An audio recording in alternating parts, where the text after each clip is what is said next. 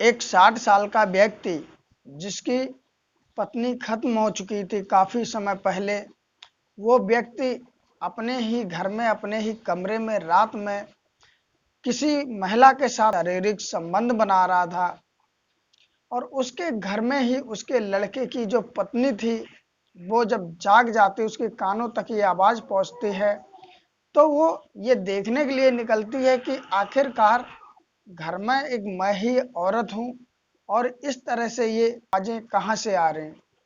वो उन आवाजों का जब पीछा करते हुए जाती है तो देखती है कि उसके ससुर के कमरे से ही ये आवाजें आ रही हैं और वो जब जाके खिड़की से देखती है तो निर्वस्त्र अवस्था में जो उसका ससुर था किसी महिला के साथ में शारीरिक संबंध बना रहा था और वो महिला उसकी सिसकियां निकल रही थी। बहू जैसे ही देखती है वैसे ही गेट का दरवाजा खोलती है और चिल्लाते हुए बोलती है कि पिताजी तुम ये क्या कर रहे और ये औरत कौन है और तुम ऐसे कैसे कर सकते हो, आखिर मैं भी तो हूँ इस घर में। इतनी बात जब ससुर से कहती है तो ससुर उसकी तरफ देखता है, लेकिन दोस्तों आखिर कौन थी वो महिला जिसके साथ में उसका ससुर शारीरिक संबंध बना रहा था। और ये कहानी इतनी बढ़ जाती है कि आगे इस कहानी में एक हत्या भी हो जाती है। तो जानेंगे इस कहानी में, बने रहें अंत तक दोस्तों कि आखिर उसका ससुर किसके साथ शारीरिक संबंध बना रहा था और किसकी फिर हत्या हो जाती है। तो नमस्कार दोस्तों, मेरा नाम अजय श्रीवास्तव।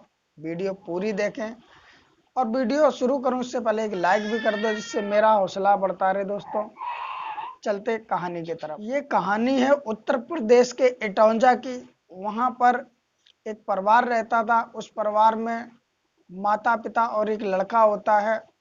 जो पिता होते उनका नाम सुखदेव होता, जो लड़का होता है उनका नाम सुनील होता है और जो उसकी सुनील की माता होती हैं वो बीमारी के कारण खत्म हो जाती हैं। अब परिवार में बस दो ही व्यक्ति बचते हैं, सुखदेव और उनका बेटा सुनील।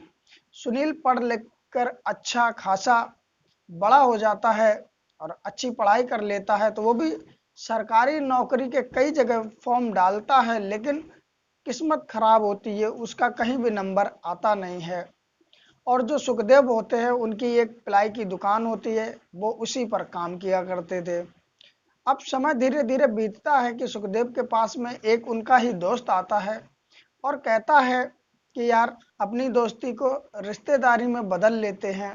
तो सुखदेव समझ नहीं पाता है, तो उसका दोस्त कहता है कि मैं तुम्हारे लड़के का हाथ मांगने आया हूँ अपनी लड़की के लिए।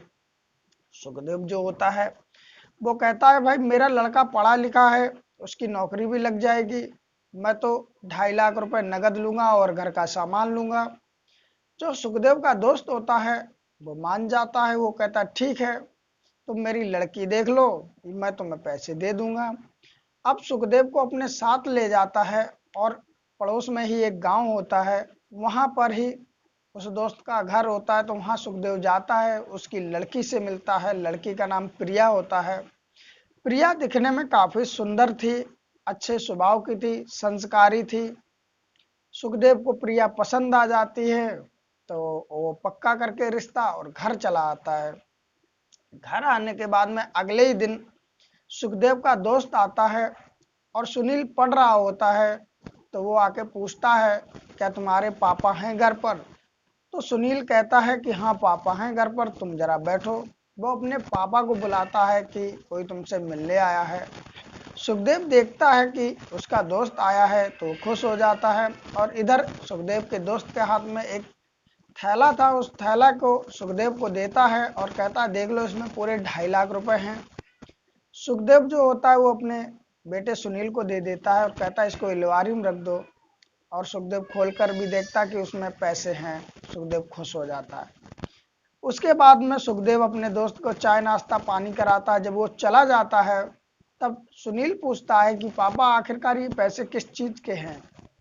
जो सुखदेव होता है वो कहता है कि सुनील मैंने तुम्हारी शादी फिक्स कर दी है इनकी बेटी के साथ में और ये उन्हीं के पैसे हैं, मैंने उनसे 2.5 लाख रुपए डिमांड की थी, उन्होंने वही पैसे दिए। सुनील बोलता है कम से कम मेरी शादी फिक्स की मुझसे एक बार पूछ तो लेते। क्योंकि मैं नहीं चाहता अभी शादी करना, मैं चाहता हूँ पहले मैं कुछ कर लूँ, कहीं नौकरी लग जाए, अपने पैरों पे खड़ा हो जाऊं, उसके बाद ही तो शादी कर लूंगा। लेकिन जो सुखदेव होते कहते मैंने तेरी शादी फिक्स कर दी और तू नहीं इस उम्र में शादी करेगा, क्या मैं करूंगा? मैं तो बूढ़ा हो गया, तेरी भी उम्र है शादी करने की। जो सुनील होता है वो भी मान लेता अपने पिता की बात, क्योंकि उसके पिताजी कहते घर में एक लेडीज की भी जरूरत है, कब तक हम स्वयं खाना बनाएंगे, रोटी बनाएंगे, तेरी माँ तो खत्म हो गई है, अब तेरी बहू आ जाएगी तो बनी बनाई रोटियां भी मिलेगी, घर का काम भी करेगी। जो कि सुनील होता है वो समझ जाता है और राजी हो जाता है। लेकिन अब सुनील सोचता है कि लड़की पता नहीं कैसी हो, अपने पिताजी से पहले पूरा पूछ लेता है कि वो कहाँ रहती, क्या नाम है, उसके बाद में अपने दोस्त के साथ जाता है और प्रिया के गांव में पहुंच जाता है और उसके पिताजी का नाम लेके पूछने लगता है वहाँ के लोगों से कि इस नाम के और उनकी ये लड़की है, कहाँ घर है।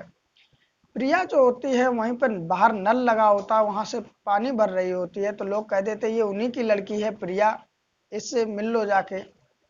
अब जो कि सुनील था वो मिलने तो गया था वो प्रिया से ही, तो उसे प्रिया नल के मिल जाती है, तो वो नल के पास पहुंचता और बहाना बनाता और कहता मुझे प्यास लगी है, जरा पानी पिला दो।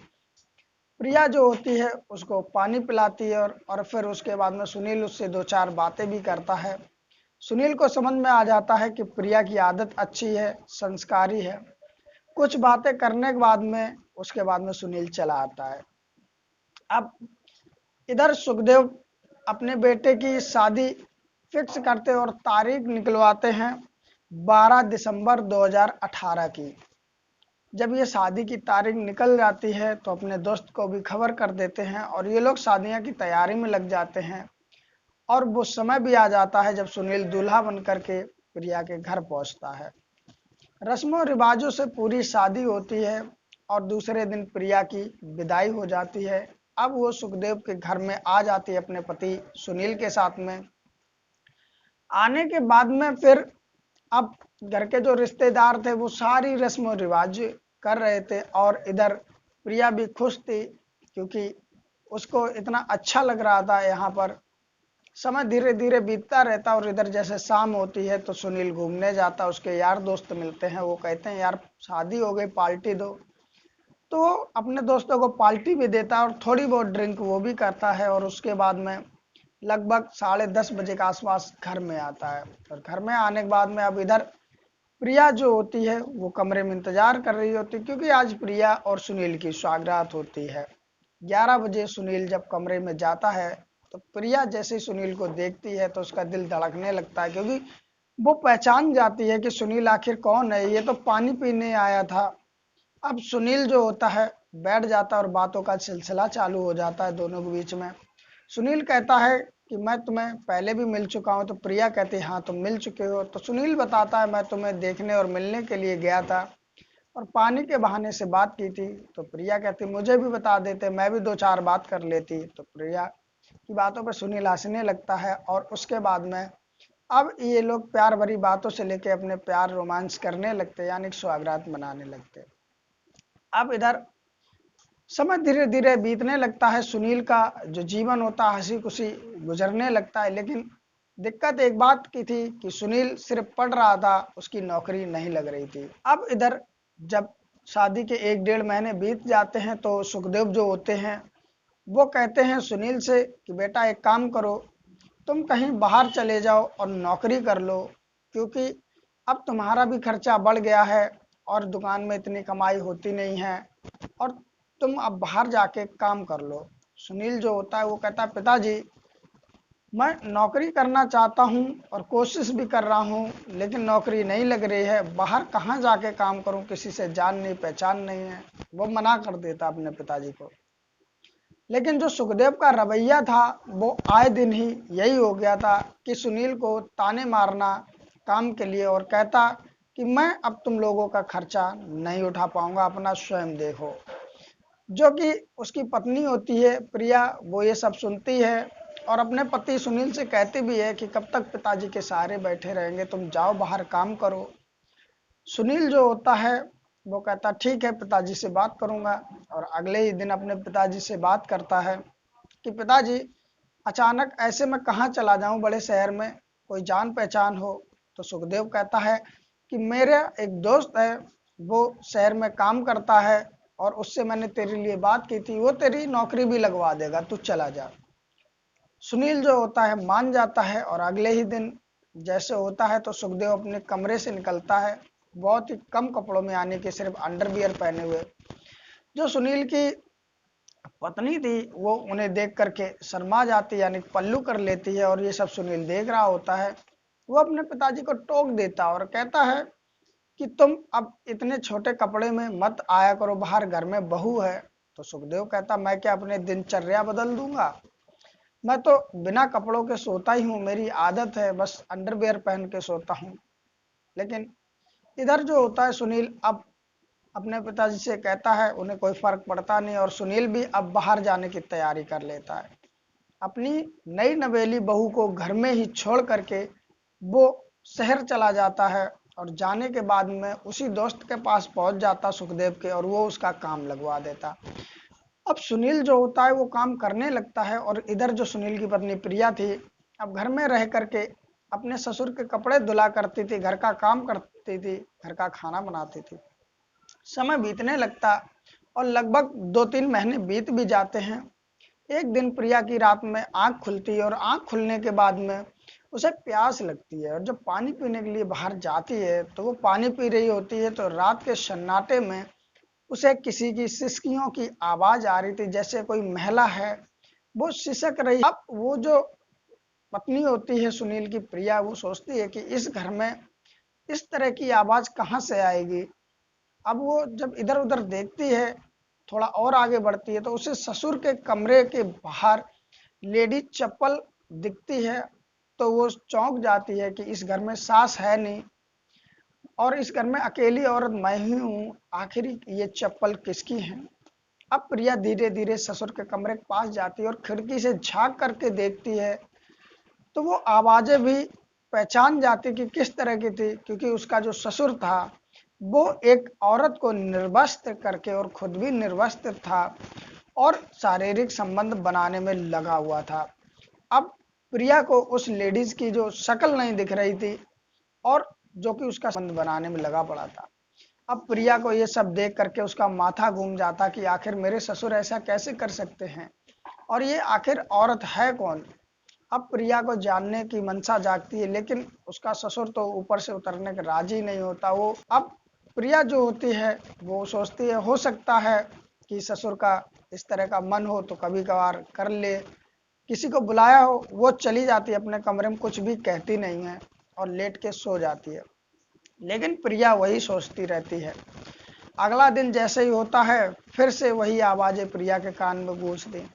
अब ये रोज का काम हो गया था, उसका ससुर उस महिला के साथ में रोज ही शारीरिक संबंध बनाता। अब प्रिया से ये सब बर्दाश्त नहीं हो रहा था, क्योंकि प्रिया सो नहीं पा रही थी, उसके मन में यही चलता रहता आखिर वो औरत कौन है।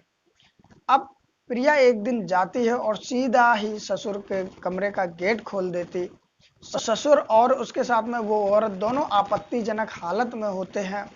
जैसे ही प्रिया गेट खोलती है दोनों ही खड़े हो जाते। प्रिया देखती है वो महिला कोई और नहीं थी, उसी के मोहल्ले की मंजू नाम की महिला थी, जिसके साथ में उसका ससुर शारीरिक संबंध बना रहा था।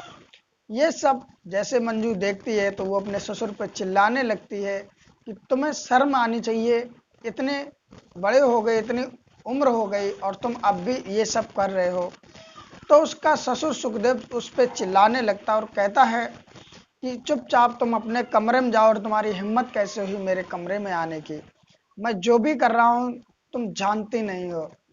तुम्हारी जब सास थी तो उनके समय से मेरा इस महिला के साथ में अफेयर चल रहा है, और तुम्हारी जब सास बीमार हुई उसके बाद में वो खत्म हो गई, लेकिन मेरा इस महिला से अफेयर नहीं छूटा और अब तक मैं चला आ रहा है। अब ये जब सब प्रिया सुन लेती है तो समझ जाती है कि आखिरकार मेरे पति को क्यों भेजा है बाहर कमाने के लिए, क्योंकि घर पे रहता तो ये सब ये कर नहीं पाते। अब जब उसका ससुर चिल्लाने लगता है प्रिया, तो प्रिया भी चिल्लाते हुए बोलती है कि मैं तुम्हारी सारी सच्चाई मैं अपने पति से बता दूंगी। सुखदेव कहता अगर तुमने उससे बताई या उससे बात भी की इस बारे में तो मुझसे खराब कोई नहीं होगा। और आने के बाद में प्रिया अपने कमरे में चली जाती है वहां से। उसके बाद में फोन रात को ही मिला देती है और अपने पति सुनील से बात करती है और कहती है कि तुम्हारे पिता की आदत अच्छी नहीं है। जो महिला है मंजू नाम की मोहल्ले की, उसके साथ में आए दिन रोज घर पे बुला के ये शारीरिक संबंध बनाते हैं, जो कि मुझसे ये सब बर्दाश्त नहीं होता है और मैं यहाँ नहीं रह पाऊंगी। जो कि सुनील होता है वो कहता है कि ठीक है, मैं कल सुबह ही आ जाऊंगा, आज रात काट लो जिस तरह भी कटे। उसके बाद में सुनील अगले दिन घर पे आ जाता है और घर पे आने के बाद वो अपनी पत्नी को प्रिया को ढूंढता है, आवाज देता है, लेकिन उसकी पत्नी कहीं से कहीं तक मिलती नहीं है। तो वो अपने पिता सुखदेव के पास जाता है और जाने के बाद में अपने पिता से कहता है कि पापा प्रिया कहाँ है। तो सुखदेव कहता है कि मुझे क्या पता कहाँ है। तो वो बताता है कि वो कल तुम्हारे बारे में इस तरह की बातें कर रही थी कि तुम मंजू के साथ में गलत काम करते हो घर में बुला करके। तो वो गुस्से में आ जाता और कहता है कि अरे तेरी पत्नी ही गलत थी, मैंने उसे कई बार पकड़ा, तेरे जाने के बाद में यहाँ पर एक लड़का आता था, उसके साथ में रंगरलियां मनाती थी, भाग गई होगी कल उसी के साथ में, और इसीलिए तुझसे वो कह रही ये सब, क्योंकि अगर घर में रह के फोन करती क्या मुझे नहीं पता चलता है। अब जो कि सुनील होता है उसको कुछ भी समझ में नहीं आ रहा था, क्योंकि उससे जो उसकी पत्नी ने बताया कि पिताजी गलत हैं और पिताजी बता रहे प्रिया गलत है, अब उसको ये समझ में नहीं आ रहा था कि आखिरकार गलत कौन है। लेकिन अब उसको ये भी चिंता सता रही थी कि आखिर प्रिया गई तो गई कहाँ, वो मिले तभी इस बात का खुलासा हो सके कि आखिरकार गलत कौन।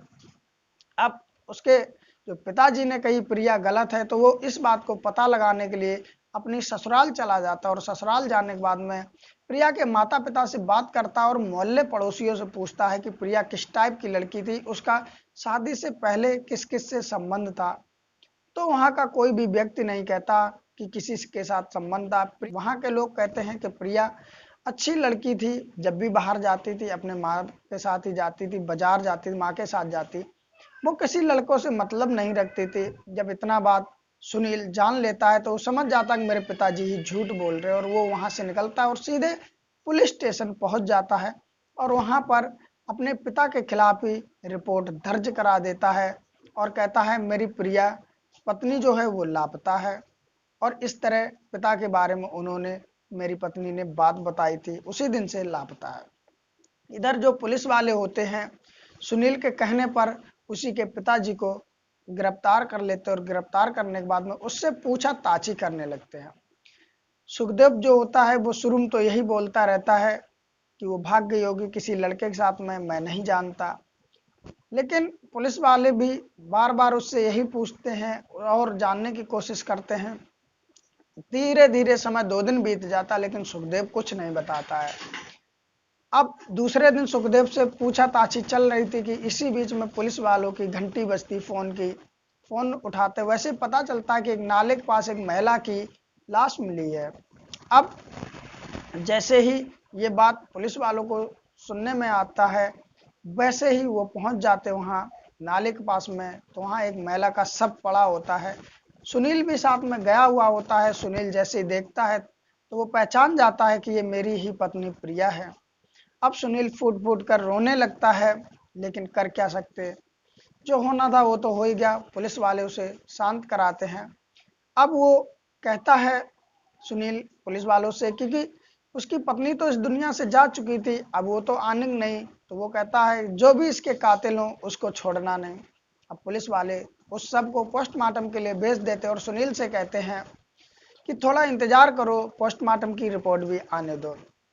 अब इधर होता ये है कि वो सुखदेव से पुलिस वाले पूछते हैं लेकिन वो फिर भी कुछ बताता नहीं है, और इधर 1-2 दिन में प्रिया की पोस्टमार्टम रिपोर्ट भी आ जाती है। पोस्टमार्टम रिपोर्ट में लिखा होता साफ साफ कि 2 व्यक्तियों ने इसका रेप किया है और उसके बाद इसकी हत्या कर दी। अब पुलिस वाले जब ये रिपोर्ट सुनील को बताते हैं तो सुनील चौकन्ना रह जाता। वो कहता है कि मेरे घर में तो एक ही है, मेरे पिताजी, हो सकता है कि प्रिया ने जो मुझे बताया उसके बाद में पिताजी ने इसी के साथ में रेप कर दिया, लेकिन दूसरा व्यक्ति कौन है ऐसा जो रेप करे। और इधर सुखदेव से भी पूछा जाता है तो सुखदेव कुछ भी बताने को राजी नहीं होता है। अब पुलिस वाले इस मामले में छानबीन करते हैं और छानबीन करने के बाद में जो सुखदेव का घर था उसके आसपास जितने भी सीसीटीवी कैमरे थे उसको चेक किया जाता है। चेक करने में दिखता है कि रात के 2 बजे प्रिया के साथ में 2 व्यक्ति आते हैं और वो प्रिया को पकड़े हुए होते हैं। उसके बाद में एक व्यक्ति मोटरसाइकिल स्टार्ट करता, दूसरा व्यक्ति प्रिया को बीच में बैठा करके वहां से निकल जाते हैं। अब वो व्यक्ति कौन थे पता नहीं चल रहा था, लेकिन उसमें मोटरसाइकिल का नंबर साफ साफ दिख रहा था। अब पुलिस वाले मोटरसाइकिल का नंबर ट्रेस करके ही पहुंच जाते हैं उनके घर। जिसके नाम पे गाड़ी थी तो वो 2 व्यक्ति होते, वो दोनों ही मिल जाते हैं। मिलने के बाद में वो गिरफ्तार कर लिए जाते हैं। अब उन दोनों से पुलिस स्टेशन में पूछताछ होती है कि आखिरकार प्रिया को तुम कहाँ ले गए थे और तुम प्रिया के पास पहुंचे कैसे। पहले तो वो भी कुछ नहीं बताते, लेकिन जब रिमांड पे लिए जाते हैं तो वो दोनों तोते की तरह कबूल देते हैं। वो कहते हैं कि मुझे सुखदेव और मंजू ने 1.5 लाख रुपए दिए थे और कहा था कि प्रिया को ले जा करके मार दो। जब इतनी बात पुलिस वाले सुनते हैं तो वो चौंक जाते हैं और उसके बाद फिर वो आगे बताते हैं कि हम प्रिया को घर से मोटरसाइकिल पे बिठा करके ले गए थे और एक नाले के पास में ले गए।